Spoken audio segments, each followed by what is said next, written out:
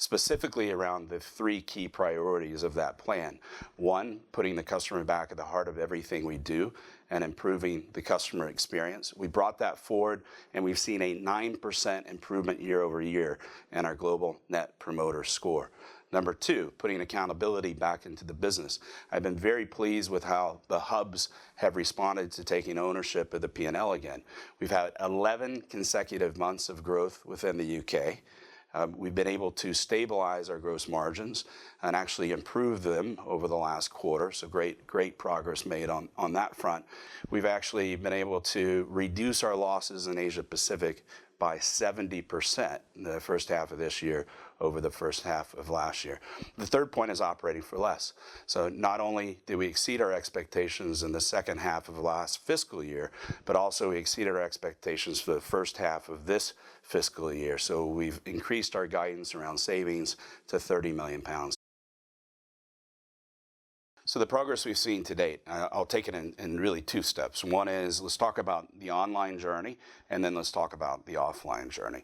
So in online, we've taken 5 Agile teams, and Agile is a methodology in terms of making quick, small changes in 2 to 3 week sprints.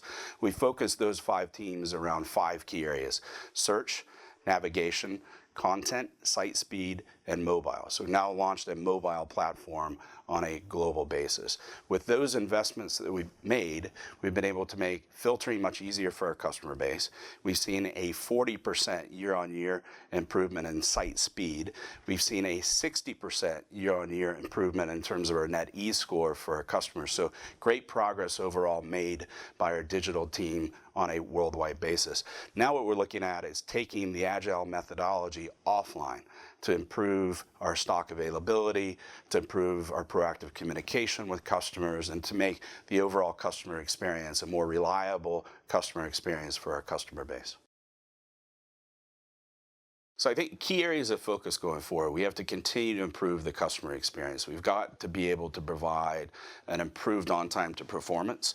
We have to make sure that we have accurate, reliable information within our system, and that we're providing the best possible means of communicating changes to our customers. So that, I would say, is number one. Continue to push to improve the customer experience.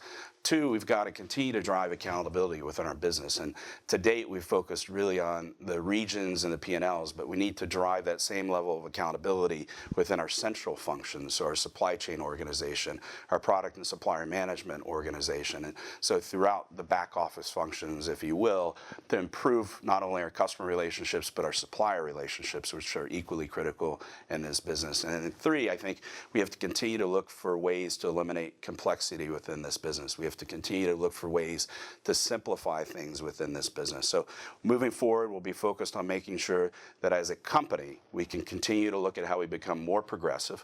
We continue internally to look at how we make things more seamless, and that we don't forget that this is still a human business, and that personal touch is critical to everything we do.